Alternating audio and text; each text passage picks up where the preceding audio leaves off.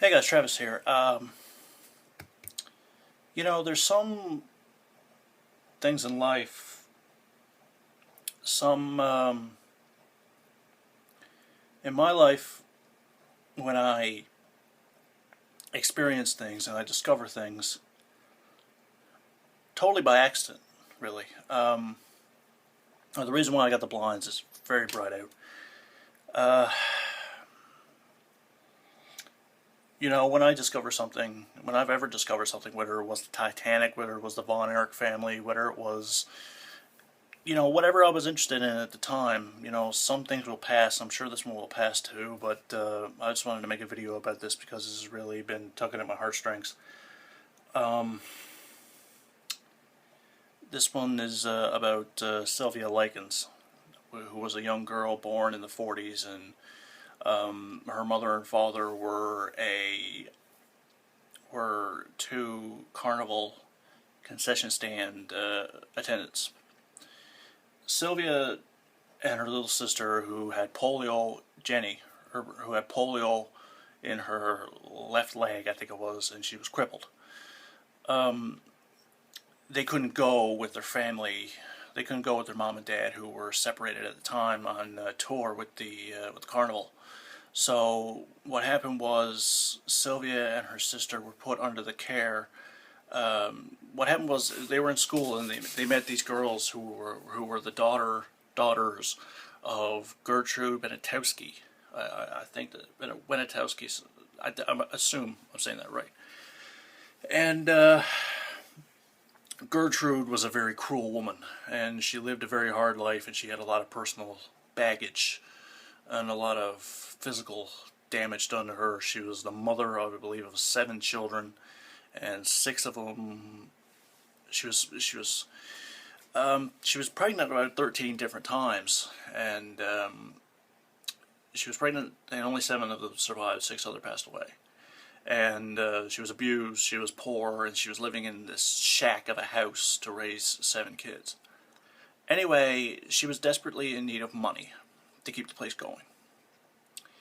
And with that, Sylvia's father, who was going to be going away for a while, obviously with the tour of the carnival, wanted a place for his daughters to be boarded. And 2 of them, Jenny and Sylvia, were being boarded by Gertrude, with the promise of $20 a week to Gertrude, which would be the payment to board them. Jenny was 15, Sylvia was 16. Sylvia, into darkness. Sylvia was a very beautiful girl. She had freckled face, big eyes, shoulder-length hair, and apparently, according to everybody, she was an angel. And this is hard for me to talk about, but I'm going to talk about it anyway, because I feel that this is kind of something that everybody needs to hear. Sylvia's father, the check didn't come in on time, and Gertrude, who was a very evil woman, beat her. She beat Jenny, and then she beat Sylvia. Then, knowing that Jenny was, and the sisters were very close, and knowing that Jenny was crippled, partially crippled, Sylvia said, "I'll take all the punishment." She took it all.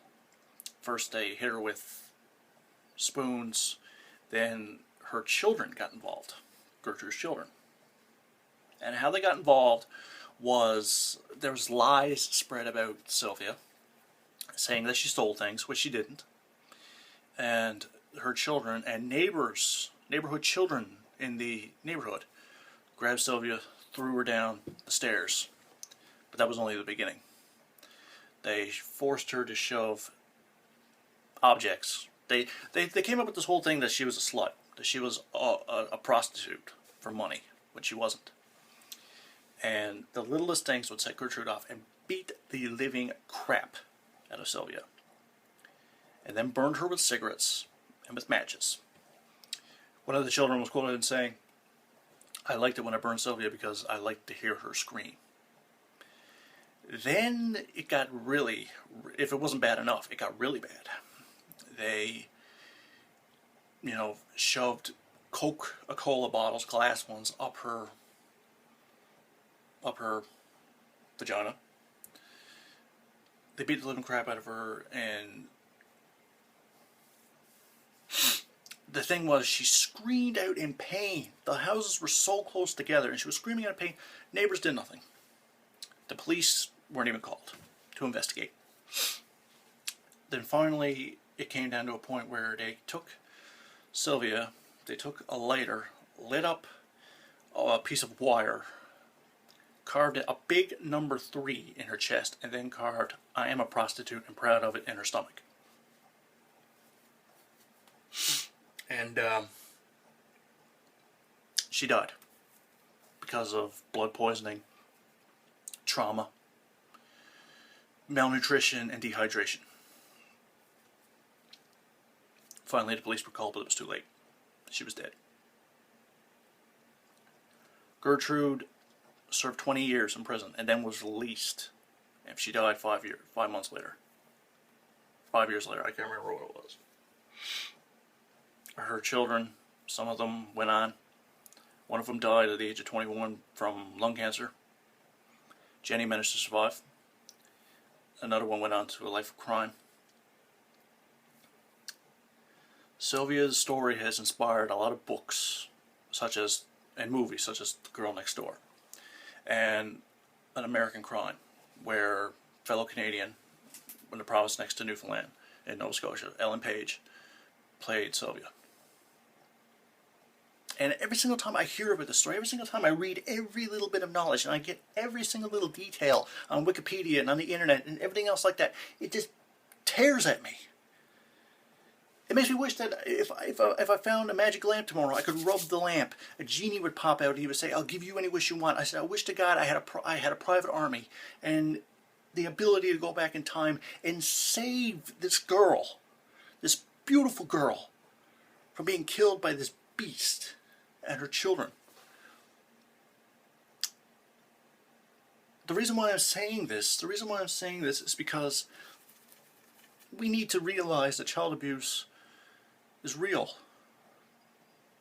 Bullying just doesn't happen in the schools or on the streets. It happens at home. And it happens not even by your own family. It happens by foster parents. It happens by step parents, adopted parents, real parents, brothers and sisters, friends, even friends. We need to let this thing get out. People are fearful and they want to hold back against stories like Sylvia Likens. But we need to express these stories. We need to tell the world about Sylvia. Sylvia became a martyr for people, children, defenseless children, who are being bullied, who are being raped, who are being tortured, burned, slapped. We need to express these stories to the world to let them know that this thing is going on, and we need to make it stop.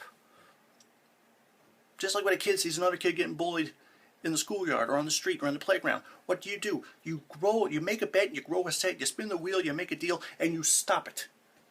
If you're a neighbor and you hear a child scream next door, do not be afraid to call the police. Because you're going to live your whole life. Because if that child dies, and you see them, and you see ambulances and police cars the day after, and you know that you didn't call them the night before, you're going to regret it. Because a beautiful child like Sylvia is dead.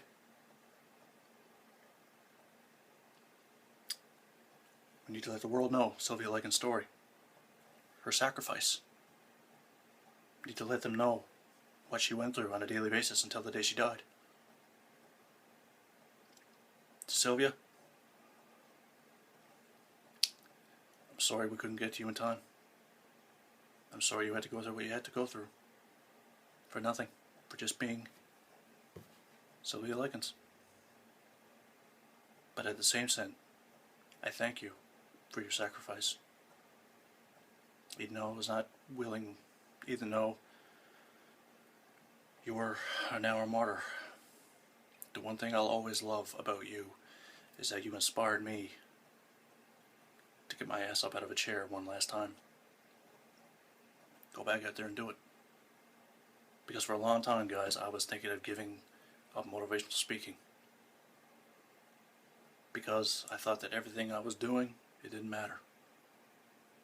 Sylvia Likens, an angel now, inspired me to get back up and to speak. Get this tongue moving again for the greater good. Sylvia, I love you. Thank you for inspiring me. And we hope that things like this never happen again. I'm Travis Walsh, and that's the way it is.